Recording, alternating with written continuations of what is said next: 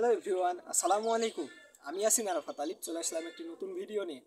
আজকের ভিডিওতে আমি আপনাদেরকে দেখাবো কিভাবে আমরা খুব সহজে গোল্ডফিশ কিংবা কমেট মাছের ব্রিড করাইতে পারি। তো আমি এই যে এখন আমার মাছগুলা সাথে আছি, বসে আছে আর কি। তো আজকে আমি আমার মাছগুলা দিয়ে দেখাবো যে কিভাবে আপনারা খুব সহজে কমেট এবং গোল্ডফিশ মাছের ব্রিড করাইতে পারবেন।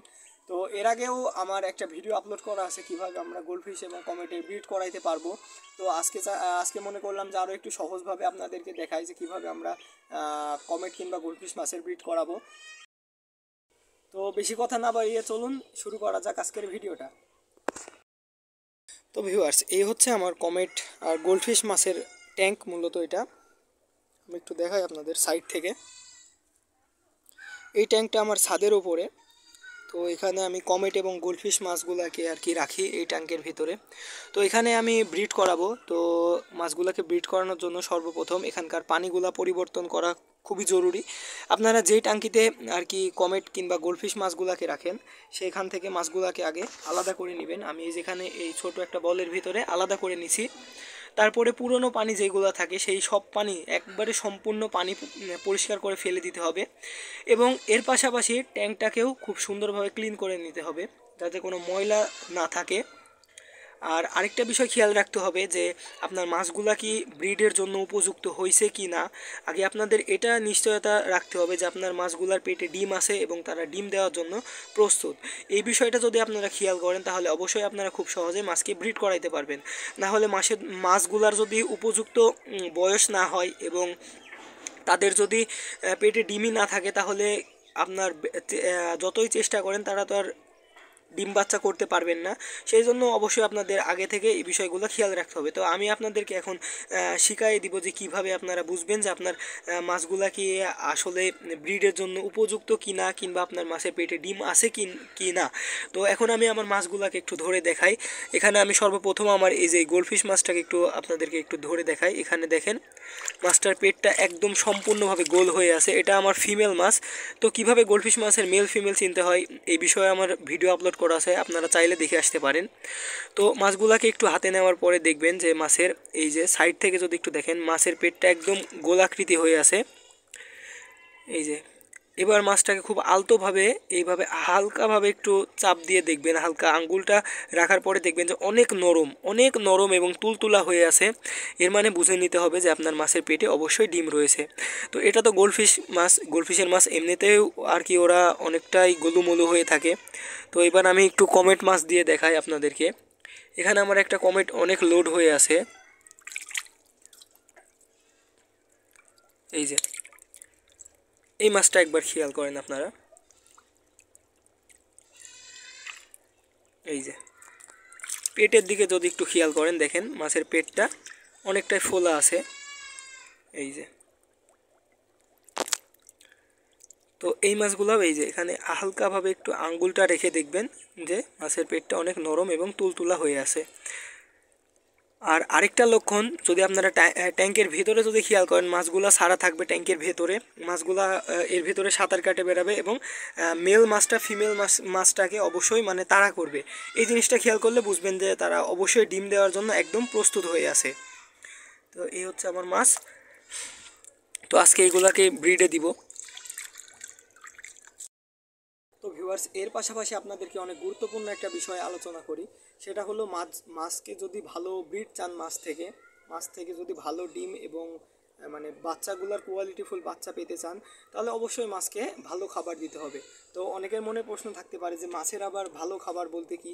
তো মাছের ভালো খাবার হলো লাইফ ফুড হলো অনেক ধরনের, মানে এক এক রকমের মাছের জন্য এক এক রকমের লাইফ ফুড বেস্ট। যেমন গাপ্পিদের জন্য ডাফনিয়া, তারপরে আপনার ব্রাইন শিম, এইগুলো হচ্ছে অনেকটাই মানে বেটার কোয়ালিটির খাবার, মানে সবচেয়ে সর্বোচ্চ ভালো খাবার আর কি। আর গোল্ডফিশ কমেট এগুলো তো অনেক বড় সাইজের মাছ। তো এদের জন্য টিউবোফ্লেক্স ওয়ার্ম এটা হচ্ছে ওয়ান অফ দ্য বেস্ট বলবো আমি। কমেট, গোল্ডফিশ এই ধরনের মাছগুলোর জন্য মাছের কালার কোয়ালিটি এবং মাছকে আর কি ব্রিডের জন্য উপযুক্ত করে তুলতে খুব দ্রুত এটা সাহায্য করে আর কি। এই খাবারটা ব্যবহার করতে পারেন আপনারা, টিউবোফ্লেক্স ওয়ার্ম। এটা হচ্ছে এক ধরনের কেঁচো পোকা। তো এটা দিলে যদি আপনি ব্রিডের কিছুদিন পূর্বে থেকে এটা খাওয়ানোর চেষ্টা করবেন তাহলে মাছগুলো খুব বেশি অ্যাক্টিভ থাকবে এবং ডিমের পরিমাণ এবং মেলের স্পামের পরিমাণ অনেক বেশি থাকবে। তো এটাই আর কি, যে লাইভ ফুড দিলে মাছ থেকে ভালো বেটার রেজাল্ট পাবেন অবশ্যই।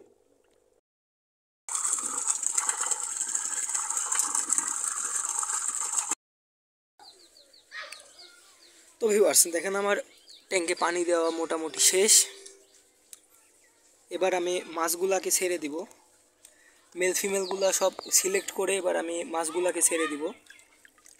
তো মাছগুলো ছাড়ার আগে অবশ্যই এই পানি মাছের পানির সাথে এবং ট্যাঙ্কের পানির টেম্পারেচারটা অবশ্যই অ্যাড করে নিতে হবে। তো এবার আমি ট্যাঙ্কের ভেতরে আমার এই যে মাছের এই বলটা এখানে রেখে দিছি, দেখেন টেম্পারেচারটা অ্যাড করার জন্য এইভাবে কিছু সময় রেখে দিব, 5 মিনিটের মতো রাখলেই হবে। সব মাছগুলোকে ট্যাঙ্কের ভিতরে ছেড়ে দিব, 5 মিনিট হয়ে গেল।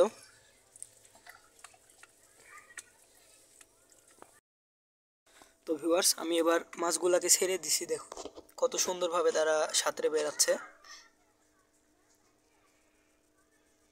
মাশাআল্লাহ। এবার আমাদের যে জিনিসটা লাগবে, এই যে এটা মূলত বস্তার সুতা আর কি, এই জিনিসটা আমাদের লাগবে ডিম সংগ্রহের জন্য। আপনারা এটার পরিবর্তে যেটা কচুরি পানা অনেক বড় বড় নিচে লেজের মতো থাকে সুতা আর কি, এই ধরনের থাকে, এই ধরনের কচুরি পানাগুলো ব্যবহার করতে পারেন এটার পরিবর্তে। তো আমার কাছে যেহেতু এটা নাই, আমি এই বস্তার এই সুতাগুলো ব্যবহার করছি। এই যে এগুলা পানির উপরে দিয়ে দিতে হবে এবং এটা পানির উপরে দেওয়ার পরে এটার শরীরের সাথে এগুলার সাথে সাথে মাছগুলা মূলত ডিমগুলা এখানেই রিলিজ করবে, এখানে ডিমগুলা দিবে। তো এটা ডিম দিতে এখনও সময় লাগবে মোটামুটি 1 দিনের মতো। তো আমি পরবর্তী ভিডিও ফুটেজে আপনাদেরকে দেখাচ্ছি ওইগুলা। ভিউয়ার্স আমি মাছগুলাকে ব্রিডে দেওয়ার পরের দিনকে ছাদের উপরে আর কি আসছি, আসার পরে দেখি আমার মাছগুলা ডিম দেওয়া শেষ। তো আমি এবার আপনাদেরকে একটু দেখাই যে মাছগুলার ডিমগুলা দেখতে কেমন আর কি, বা কীভাবে তারা ডিম দেয়। তো আমি যেখানে যে বস্তার ঝাঁঝরিগুলা দিয়ে দিয়েছিলাম, বস্তার সুতা, এগুলার সাথে তারা ডিম দিছে। আমি একটু আপনাদের দেখানোর চেষ্টা করি।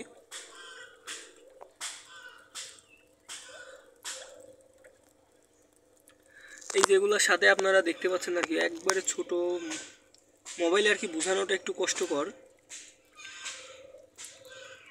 অনেক ছোট ছোট যেহেতু ডিমগুলো আমার এই যে আঙ্গুলের ডগায়, এই যে দেখুন একদম ছোট সাবুদানার মতো, এগুলা মূলত ডিম। এই যে অনেক ছোট ডিমগুলা, মাশাআল্লাহ অনেকগুলাই ডিম দিছে। তো এবার এই ডিমগুলা কিভাবে হ্যাচ করতে হয়, মানে ডিম থেকে বাচ্চাগুলা উঠাতে হয়, এটা আপনাদেরকে দেখাবো। ভিউয়ার্স এবার আমি এই পাত্রর ভেতরে আমার এই মাছের ট্যাঙ্ক থেকে আমি পানিগুলা উঠাই নিব, অল্প কিছু পানি দিয়ে এটাতে ফিল আপ করে দিব অনেকটাই।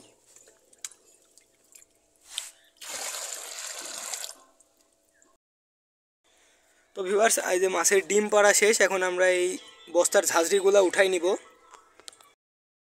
এবার এই ডিমগুলাকে উঠাই নিব।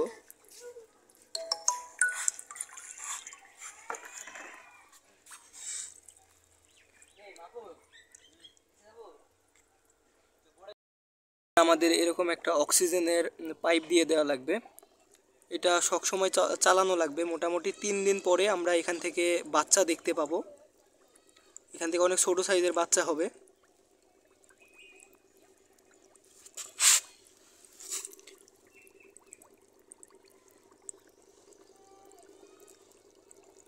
ডিমগুলো যদি আপনাদের আরেকটু দেখাই ভালো মতো, এই যে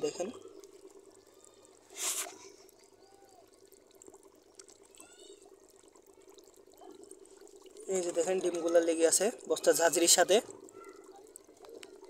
তো ভিউয়ার্স এবার আমি ডিম থেকে হ্যাচ হওয়া বাচ্চাগুলো আপনাদেরকে দেখাবো। দেখেন আমার হাতের উপরে অনেক ছোট ছোট এই বাচ্চাগুলা।